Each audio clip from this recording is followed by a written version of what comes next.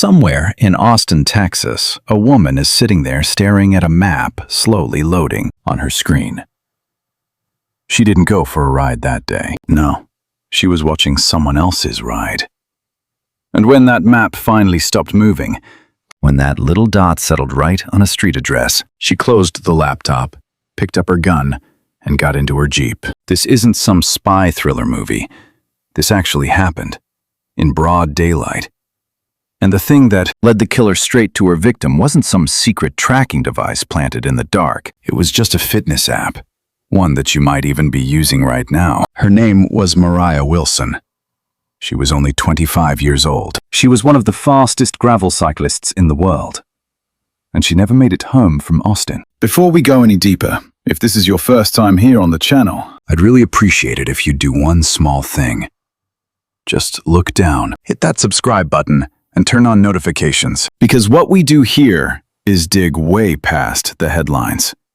We don't just tell you what happened. We walk through why it happened, step by step, minute by minute. And in a case like this one, every single minute really matters. All right, let's get into it. Moriah Wilson wasn't just another name in the news. At 25, she was a rising star in the tough, demanding world of gravel cycling. A sport that asks for both explosive speed and almost superhuman endurance. She had sponsors, a loyal community that followed every ride she posted on Instagram and Strava, and she was already known as one of the most talented young cyclists of her generation. People who knew her described a warm, open-hearted young woman with a rare gift and such a bright future ahead of her. She was visible enough to inspire so many others, but not quite famous enough to have any real protection, and that visibility came with a heavy price. Mo lived a very online life because her sponsors expected it. She regularly posted her workouts, the routes she rode, and little moments from her daily life. That openness was part of the job for her, but it was also what eventually opened the door and let a killer walk right up to her. Colin Strickland was right in the middle of this storm. He was a professional cyclist based in Austin. He had been in a long-term relationship with Kaitlin Armstrong, while the two of them built a life and a business together. Sometime earlier, he had a short fling with Mo. In his mind, it was over, but those feelings hadn't completely gone away. To keep things hidden, Colin saved Mo's number in his phone under the fake name Christine Wohl. At the time, it felt like a small, harmless lie. Later on, it would turn out to be one of the most dangerous choices he ever made. Kaitlin Armstrong was still living in the same house with Colin even after they decided to take a break. She simply moved into another room. That arrangement meant she could open his laptop anytime she wanted. Kaitlin herself was an experienced gravel cyclist. She knew exactly how Strava worked. She understood what a glowing dot on a map could tell someone about another person's location and habits. That weekend of May 11th, 2022, wasn't random at all. Austin was hosting a big gravel cycling race. Mo had publicly posted on Instagram that she would be there. Her sponsors wanted her to. Colin was racing in it too. They were in the same city, competing in the same event, moving in the same tight little community. Kaitlin knew every bit of it from the very beginning. Strava is a fitness app that tracks your workouts, maps your routes in real time, and shares them publicly by default. Because of her sponsors, Mo kept her account open so everyone could see. Kaitlin had been quietly following Mo on Strava for a while, without ever being blocked.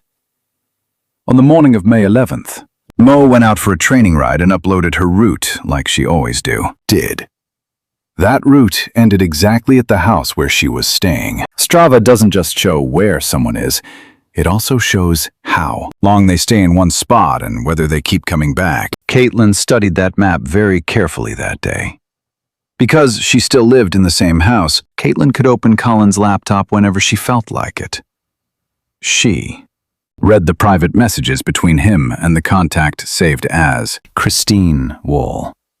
She'd even deleted some older messages before, which proved this wasn't the first time she had secretly checked. Then came the moment that wiped away any doubt. Mo sent a selfie from her ride that morning, accidentally revealing who she really was, even though Colin had used a fake name. At 4:49 p.m. on May 11th, Mo texted Colin the exact address of the house where she was staying. She even included another selfie from that day's ride. Mo didn't do anything wrong. She was simply sharing information with someone she trusted. She had no idea that a third person was silently reading every single word. By that point, Kaitlin had 3 deadly layers of information in her hands. From Instagram, she knew Mo was in Austin for the race. From Strava, she knew exactly where Mo's ride had ended. And from the private messages, she had the precise street address, the unit number, and clear photos that confirmed it was Moriah Wilson. Most killers have to work hard just to find their victim. Kaitlin Armstrong was handed a real-time GPS map, a photo ID, and a full street address, all delivered to her without the victim even knowing. That afternoon, Kaitlin already knew about the planned meeting between Colin and Mo, because she had been reading their messages. Mo had reached out first, and that detail only made Kaitlin's jealousy and anger burn even deeper. She prepared everything in silence. She took her gun and got into her black Jeep. From around 5 to 6:30 p.m., Kaitlin drove over to the area near Deep Eddy Pool, the popular outdoor swimming spot where Colin and Mo had arranged to meet. She never went inside. Instead, she slowly circled the neighborhood for nearly 90 minutes with the gun sitting right there on the passenger seat. Security cameras caught her black Jeep moving with purpose, stopping, then moving again. This wasn't a crime of sudden passion. Those 90 minutes of waiting with a loaded gun showed cold, careful planning.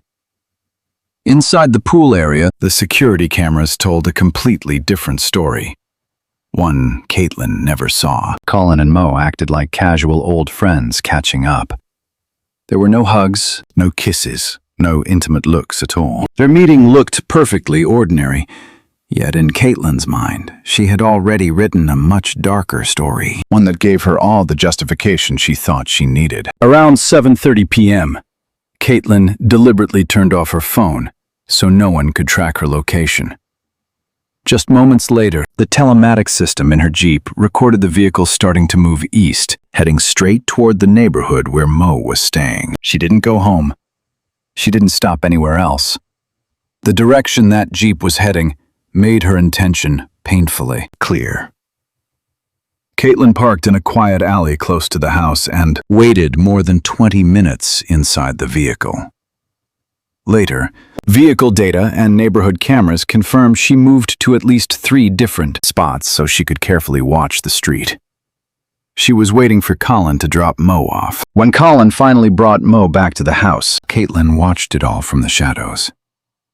Their goodbye lasted about 5 or 6 minutes. There was still no romantic gesture.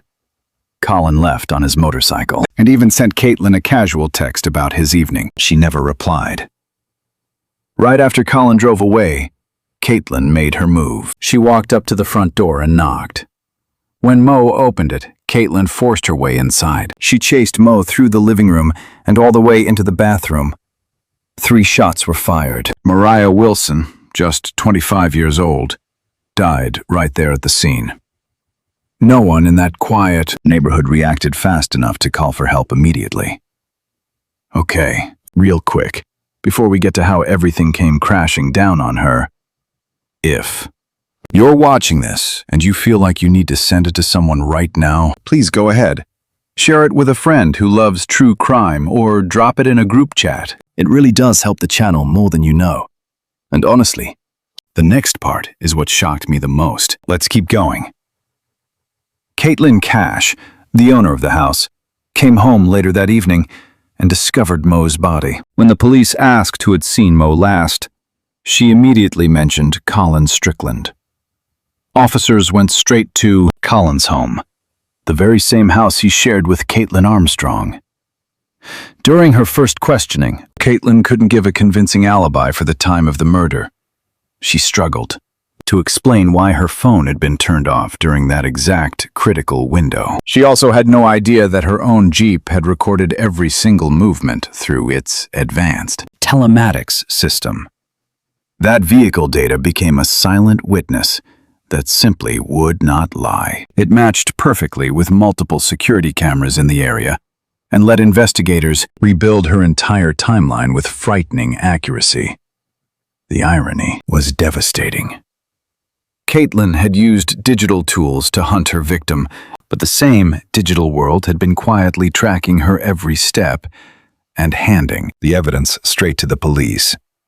Investigators seized a handgun from the house. Ballistics tests confirmed it was the weapon that fired the 3 fatal shots. The gun was registered to Kaitlin Armstrong. Even without any direct video of the actual shooting, the physical and digital evidence was already overwhelming. After she was released on bond, Kaitlin decided to run. She fled the United States, first going to Costa Rica and then on to Italy. She used a fake passport and tried to change her appearance. She was finally arrested in Rome, still dressed neatly like nothing had ever happened.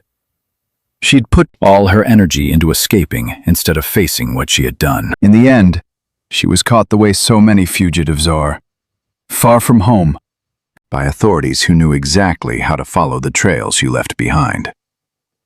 At trial, the jury found Kaitlin Armstrong guilty of first-degree murder. The digital evidence was presented so clearly that prosecutors even called it another witness in the courtroom. She was sentenced to 90 years in prison with no possibility of parole. Take away that one single text message with the address, Unit B on Maple Road, and this whole tragedy might never have happened. Not because Mo did anything wrong, but because that one detail closed the final gap in a killer's plan. Every little piece of information seemed harmless by itself, but when they all stacked together, they created a perfect map that led straight to death. This case makes all of us stop and think harder about privacy in our digital world. Millions of people still keep their Strava accounts completely public. The real danger isn't the app itself. It's the unknown person quietly watching from the shadows. It might be worth making your account private, turning on features that hide the start and end points of your routes, and taking a few minutes to check who's following you. A little caution could protect a lot more than you realize. Digital evidence really is a double-edged sword. Kaitlin used online breadcrumbs to stalk her victim, yet she left her own digital trail for the investigators to follow. We see this same pattern repeating in case after case. The everyday tools we all use can betray us just as easily as they help us. Moriah Wilson was so much more than a victim.